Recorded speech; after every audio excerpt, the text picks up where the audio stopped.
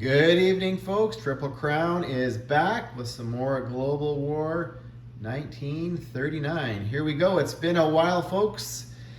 And now Global War 1939 is out and available from HBG as a free download. And it's out there for the community to play. And I'm getting feedback from those in the community. And somebody in the community by the name of Jason, also known on his YouTube channel as Hunt Like David, has posted, done a very good job actually at posting videos and sharing content of Global War 1939, and he's come up with a new strategy, and it is a V8.1 attack. So what's happened the last 6 months, or the last 6-8 months that I have not been, active on the channel, is that I feel in regards to my play testing for the game was at a sort of point where I wanted to see how the community is going to play the game, all their complaints, issues, anything that needs to be changed or edited. And so we are currently working on version 8.1, which is the sort of edits and fine-tuning of the rule set. And I'm very excited to be back. I'm very excited to be playing this game. So some of the changes we've made, just in regards to the setup before we get into the purpose of this game, we'll talk about Italy. So Italy now has a couple cavalry, which were substituted out for infantry. So in Turin and in Rome, they now have these cavalry units starting on the opening setup. For Germany, we substituted out one of the infantry in Berlin for a airborne infantry, and we put another air transport in Western Germany. But there's no airborne starting in Western Germany, so the air transport is kind of not going to be used on the opening turn.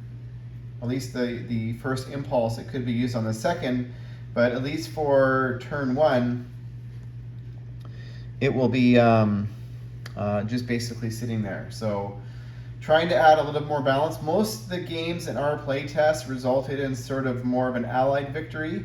With Hunt Like David, his games have been heavily Axis favored. So one of the other things we did in terms of edits was in regards to the UK, grabbing a naval transport here from Cairo on turn one and annexing both Greece and Yugoslavia.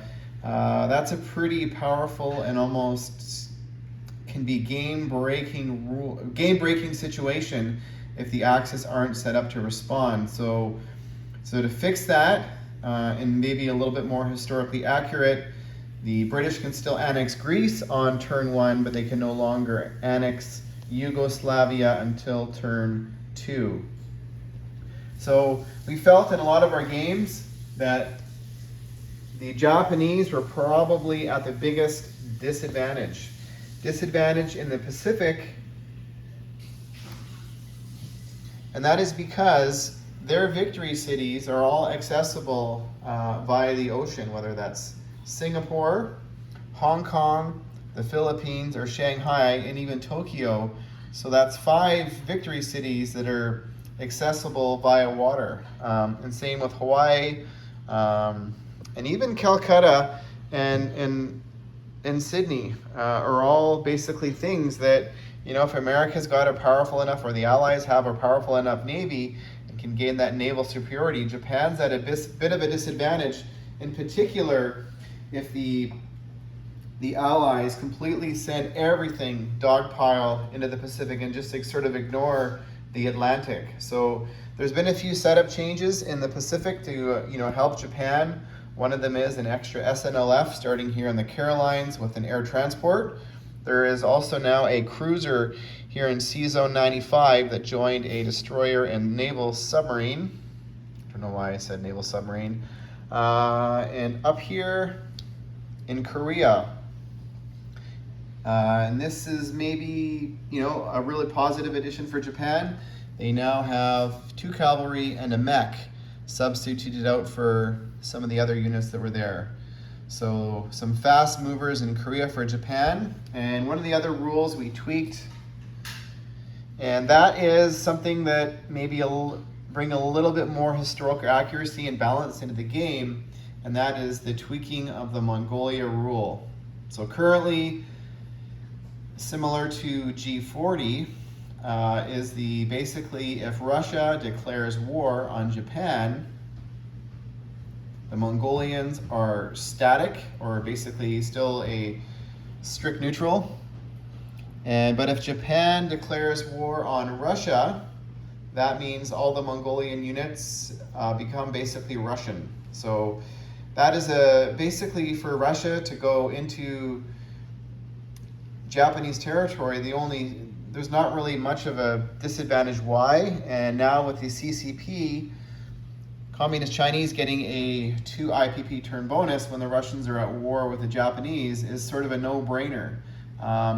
And if Russia's sending all of these units that are over here in Novosibirsk down in conjunction with, the KMT, the CCP, the FEC, the Australians, the Americans, the Canadians, all sort of spending resources to kill Japan, we wanted to bring some more balance. So we're tweaking the Mongolia rule. At least for this game, I'm going to keep it simple. And there's lots of ideas floating around right now. And CB's Bill has been helping me with this.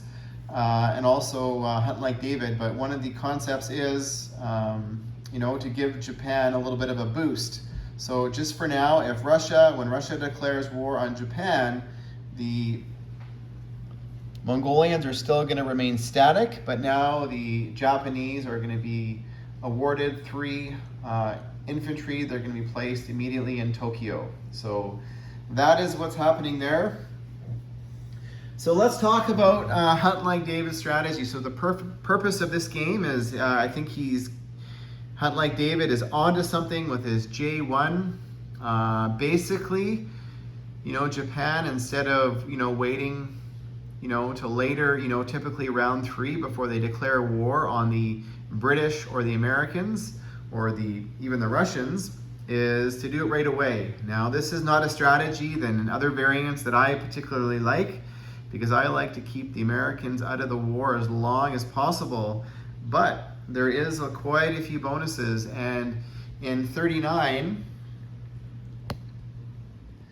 one of those bonuses is Japan gets 35 IPP to spend at the start of their turn right away when they declare their sneak attack. So why is that advantageous for Japan? Well, their starting income to spend at the start of the game is 30 IPP. So now they're going to have 65 to spend. Well, that is advantageous because they're getting $35 worth of units on the table at the start of the game, which, can be used to basically, establish themselves a lot sooner and gain more territory, perhaps, than if they waited a few more rounds. So one of the other advantages is in terms of national objectives. If the Japanese control Singapore, that's a 5 NO bonus. And if they control Hong Kong, that's also a 5 NO bonus for the Japanese. So if they're able to capture those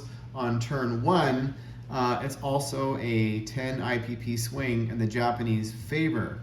So I've kind of got it set up. These, the backs of these roundels that are set up are just my draft. I'm sort of consulting with Hunt Like David. What would he do in his J1? Sort of the opening attacks by the Japanese. So quite a few over here debating whether or not to send a Japanese transport here into the Dutch New Guinea and capture the Dutch New Guinea, as well as attacking the Dutch fleet here.